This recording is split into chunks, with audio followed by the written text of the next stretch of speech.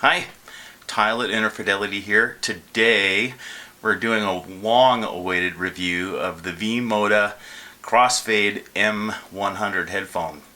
And I'm just going to start kind of at the beginning in unpacking it from its carrying case. And we'll just go through the product that way because there's a lot to do. So first, the carrying case is this, and you can see this is quite small. This is the carrying case for the V-Moda M80, which is a smaller headphone. I'll take these both out and you can see that it's pretty surprising that you can get a headphone of this size into a package this small. So first, here's the M80 headphone.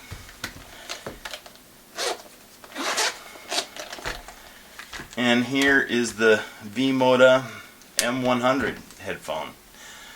So you can see that it's a significantly larger headphone and yet fits into a substantially smaller case.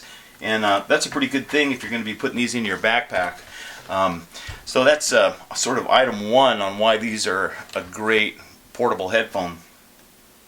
So in the case, in with the headphones, you get two cables. You get a little headphone adapter, of course. And the two cables you get are the SharePlay cable, and this is just a straight headphone listening cable.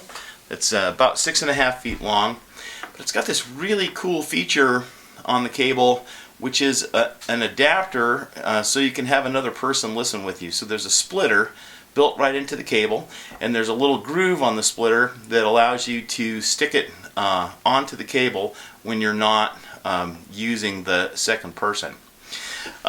Secondly, the 45-degree angle mini plug here is a very cool thing. If you have a mini plug that's straight and it's sticking in your portable player, then the cable will pull on the jack from side to side, and that'll reduce the lifetime of the jack. The contacts inside the jack get pushed away and eventually they'll become intermittent. And if the cable is at 90 degrees, then anytime you pull away from the player, it will put stress on the jack. But a 45-degree angle cable is kind of the best of both worlds, where it can spin around to reduce strain, and it's out of the way of the player so that it can go deep into the into a case that's enclosing the player. So that's a very nice 90-degree angle connector, or a 45-degree angle connector, and I really love to see manufacturers start making their connectors like that. That's a good example of that kind of connector. These cables are fabric coated with a Kevlar layer inside for extra strength. Val Colton, the CEO of V-Moda, is absolutely fanatic when it comes to durability. These headphones are extremely bulletproof, as we'll see in a moment. But these Kevlar cables can really stand a lot of stress over time. The only problem with a fabric covered cable is that it does create some noise, and with the second cable, which is the, I think it's called Clear Talk or something, I can't remember the name exactly, it has a microphone, and then farther down the cable is the one-button remote. So the included cable is a one-button remote cable.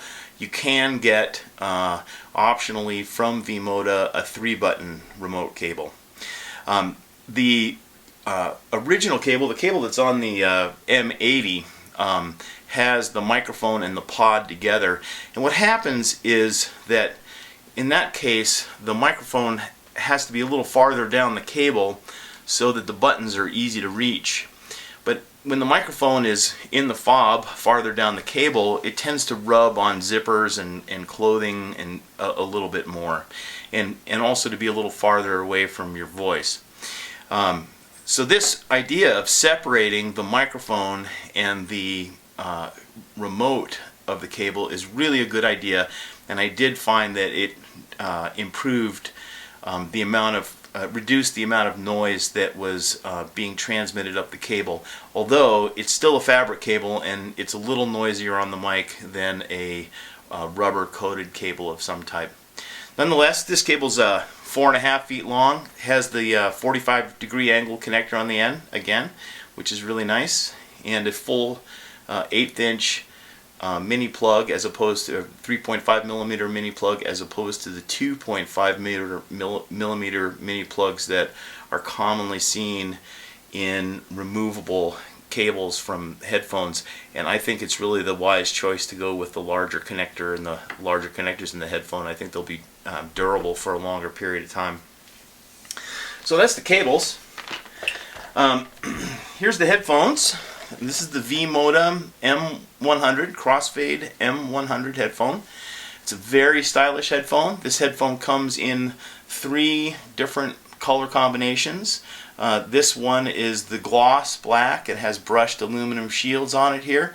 These shields are customizable, and you can see on my pair of M80s that V-Moda put the Inner Fidelity logo on there. You can send them any artwork you'd like. It needs to be kind of a black and white line art.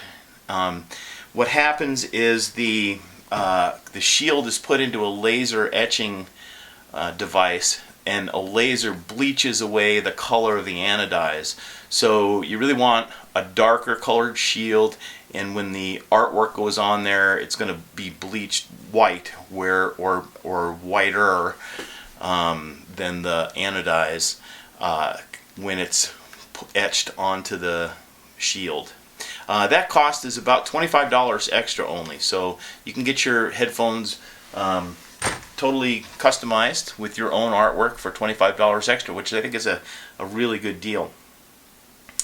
The headphones, how they get small is they click like this, and I took a nice hard look at these hinges that are in here that allow that action to happen, and they were really a really nice looking hinge. I'm a geek in many ways, and I like little gadgets and stuff like that. I went to the McMaster car website and to see if I could find something that was similar, and I started looking around miniature hinges in a variety of places and was unable to find anything quite as nice as this. And I called Val at V-Moda, and he says, well, that's because we designed it and made it ourselves. So even the hinge here has been designed and made by V-Moda engineers to provide a very durable action, very positive click when it goes together. Nice spring-loaded parts, really nice. The ear pads are a artificial leather of some type. Looks like a protein leather from the looks of it. They're quite soft, and the size of the ear cup is, I'd say it's cozy. It's not large. I would say if you have very large ears, you might run into some interference there, but they were quite comfortable for me. The memory foam inside is just right about the correct stiffness for an ear pad. They're fairly deep, and so I felt them quite comfortable to wear. They're a little, I would say they fit snugly. They kind of hug your head. The headband across the top does nicely follow the curvature of your head, and so it distributes the weight nicely across the top of your head. I didn't get any hot spots or anything like that.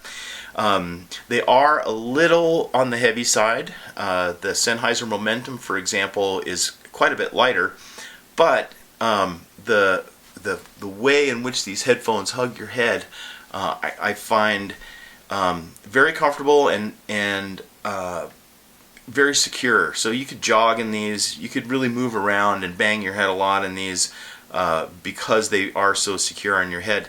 And I would suggest that that's pretty much exactly what you're going to do when you listen to these headphones, is bob your head up and down and probably sing out loud and do all sorts of stuff, because they are a very fun listen. These are not audiophile headphones. V-Moda calls them modiophile headphones.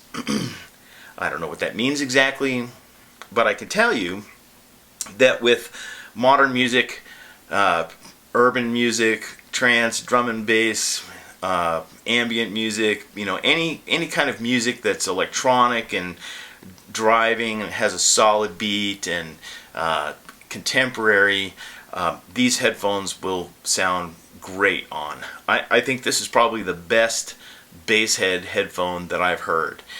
The other Basshead headphones that I've heard that I've liked, the Sony XB500, the Audio-Technica WS55, Skullcandy Hesh 2, they're all good, but